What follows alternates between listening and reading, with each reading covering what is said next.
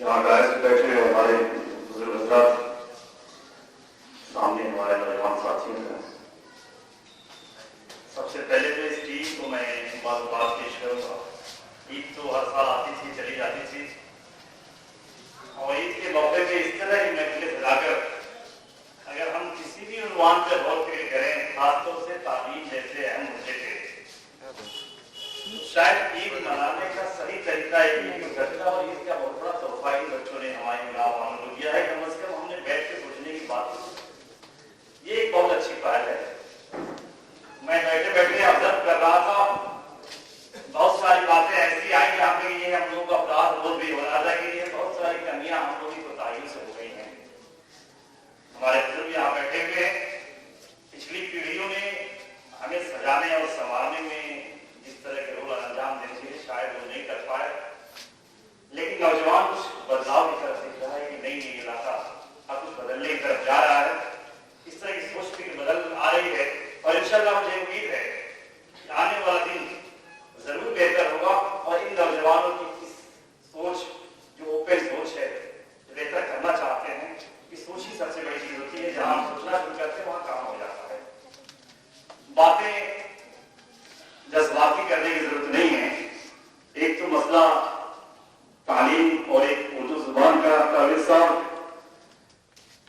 उर्दू अंग्रेजी ठीक है, साइंस और टेक्नोलॉजी की जुबान है और पूरी दुनिया की जुबान है, लेकिन इतना मैं यकीन से रखता हूँ कि उर्दू प्यार और मोहब्बत की जुबान है।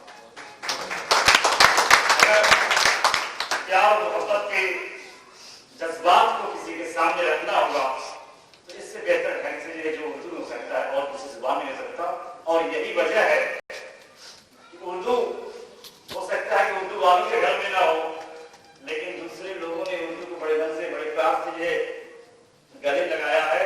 और मेरे न जाने कितने साथी हैं जिन्होंने इस तरह के ख्यालात अपने अशआर में किए हैं कि उर्दू के चंद लफ्ज हैं, जब से जुबान पर तहजीब मेहरबान है मेरे खानदान पर। ये अशोक साहिब जैसा शायर, एक मेरे हिंदू शायर ने कहा है कि जब से उर्दू से मोहब्बत हो गई मेरी हिंदी खूबसूरत हो गई। इस तरह के ख्यालात हमारे बिरादरान वतन ने किया है इस जुबान के लिए। ये जुबान आजादी की लड़ाई की जुबान रही है, ये जुबान जज्बात को एक्सप्रेस करने की जुबान रही है, ये जुबान हमारे तमाम दीनी जो सरमाया है उसको सीखने और जानने की जुबान रही है। इस जुबान के लिए हमने वाकई इंसाफ नहीं किया। इसके साथ बल्कि मेरे साथी ने भी शेयर कहा था कि उर्दू जैसे कॉलेज में उर्दू की क्लास दिया है, इस कदर मेरा घर भी दोस्तों जैसे कॉलेज में कोई उर्दू की क्लास हो, कहीं वीरानी की तशबीह उर्दू से दी जा रही है। इसमें कमजोरियां ज्यादा हमारी हैं और दूसरे की नहीं है। हुकूमत ने ये बहुत कुछ किया है, हम लोग देखते हैं। कौमी काउंसिल बनाए फरोग उर्दू जुबान, उसकी दो मैगजीन जो है, बच्चों की दुनिया, एक उर्दू दुनिया, लगभग फ्री ऑफ कॉस्ट पूरे हिंदुस्तान में। उस इदारे में पूरे हिंदुस्तान के अंदर उर्दू में कंप्यूटर कोर्सेज चलाए हैं, मिनिस्ट्री ऑफ एजुकेशन से। सबसे बड़ा फाइनेंस हो रहा, हर जगह उर्दू अकेडमियां हैं। उनके हालात बहुत अच्छे नहीं है, लेकिन काम कर रहे हैं। सरकार ने ये अभी मौजूदा हुकूमत ने उर्दू को एक दूसरी सरकारी जुबान बनाया है। अभी मैं शासनादेश पढ़ रहा था, सचिव का शासनादेश था, हर जगहों पे आदेश गए तो उर्दू को अपनाया जाए, उर्दू में बोर्ड लगाया जाए, रख भी रहे हैं। लेकिन ये सारे बोर्ड अगर जिला अधिकारी लग जाए, हमारे घर में कहा बोर्ड रखते हैं, ये अफसोस का मकाम है।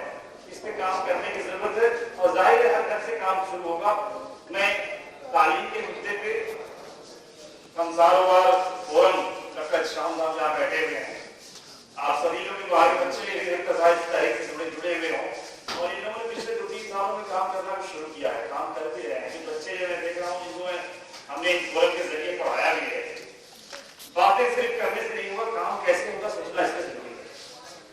इन लोगों ने एक काम किया है, मैं मुबारकबाद दूंगा, हालांकि वो काम भी है सिलसिला उसका बन नहीं पा रहा है, लेकिन बाहर धूपों में बैठे हुए हमारे नौजवान इस मिट्टी की कश है, वहां बैठ के सोचते रहते हैं इलाके में कैसे तरक्की की जाए। आप भी लोग जो यहाँ आ रहे थे ज्यादातर वही हैं जो कहीं न कहीं बस बेरोजगार हैं, ईद की छुट्टियों में आए हैं।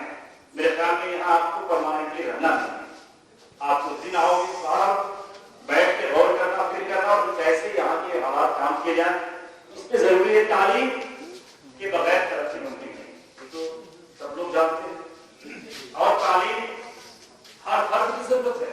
कोई ये समझे कि मैं तालीम चाहता हूँ, सर सैयद ने कहा था कि वे कौम की मिल्लत फर्ज की, कौम की जिल्लत फर्ज की जिल्लत है, चाहे वो जाती तौर पे कितना ही बावकार क्यों ना हो। अगर कौम आपकी जबान नजीर है, गिरी हुई है, उसके हालात अच्छे नहीं है, तो हर फर्ज उससे शर्मिंदा होना चाहिए। भले ही वो पढ़ा लिखा हो, बहुत ही पैसे रुपए वाला हो, लेकिन फिक्र उसको भी होनी चाहिए कि हमारी कौम की बदहाली क्या है। और यही फिक्र थी, इसलिए सर सैयद को जो है इतनी बड़ी यूनिवर्सिटी कायम करने के लिए राजी को भी बहुत सारे काम किए उन्होंने। उस तरह की फिक्रें हमारे पास पिछले 100 साल तारीख में डिप्टी सईद के बाद दूसरी कोई शख्सियत ऐसी बढ़ के नहीं आई जिसने की लिए पैदा बड़ा काम किया। उनके बनाए हुए गाने भी हाल में नहीं चल रहे हैं, लेकिन हम करें कैसे, क्या करें।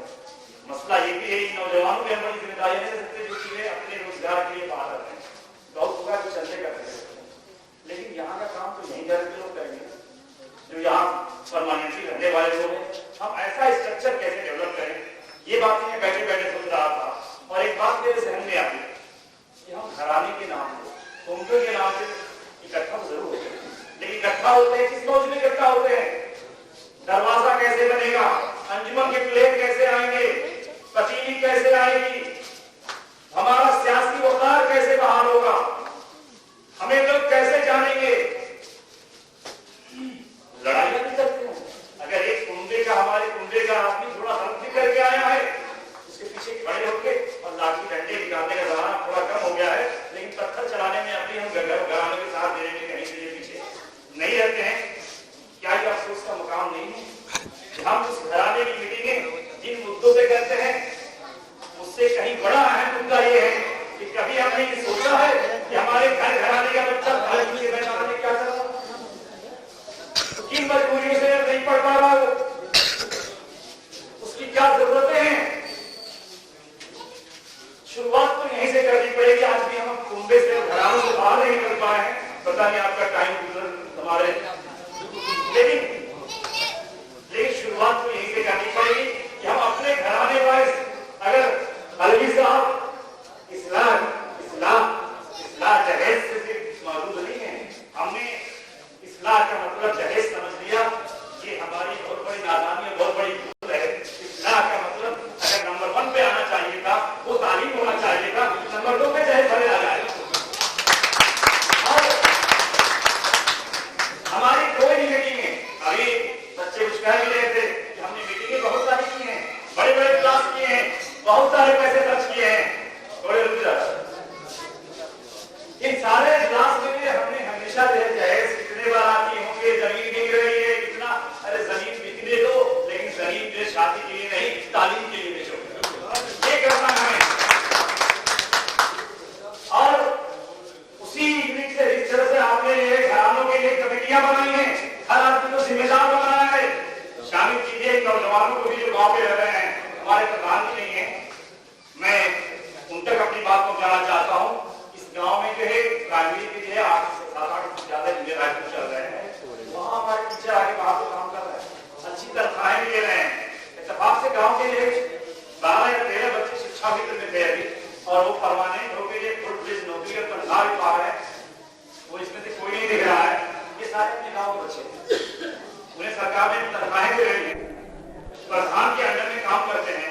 क्या ये सारे लोग जिस घराने से हैं थोड़ा सा अपना वक्त लेके निकाल सकते? इस घराने का बच्चा पढ़ रहा नहीं पढ़ रहा है, उनके बुजुर्गों के साथ पास जाए, उनके घर वालों के पास जाए और इस तरह के आंकड़े कलेक्ट किए जाए कि क्या हालात हैं, बच्चा क्यों नहीं पढ़ रहा है, स्कूल जाने में क्या परेशानी है, स्कूल में क्वालिटी एजुकेशन नहीं है, क्या किया जा सकता है उसमें। ऐसी मीटिंगें आप इन फीडबैक को पहले लो, किन किन जगहों पे बच्चों के साथ मसाया क्या है। बहुत सारे बच्चे, हम गाजीपुर में हैं, तालीमी इदारा में वहां बड़ी तादाद में है, और मैंने देखा वहां बड़ी गुर्बत है। यहाँ भी पढ़े लिखे पैसे वाले की संख्या भले हो, लेकिन सच्चाई यही है कि आज भी पढ़ाई दो तरह की हो रही है, एक अमीरों की, एक गरीबों की। और जितने गवर्नमेंट वाले स्कूल खुले हैं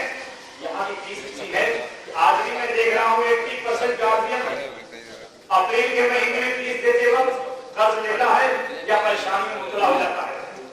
वहां से निकलने के बाद इस तरह से मुकाबला है, बाहर कुछ नहीं जाना पड़ता। इंजीनियरिंग में, IIT में, मेडिकल में यूं ही एडमिशन नहीं हो रहा है। पूरे हिंदुस्तान के करोड़ों बच्चे में कोचिंग के जरिए तैयारी कर रहे हैं, उनका मुकाबला आपको करना है।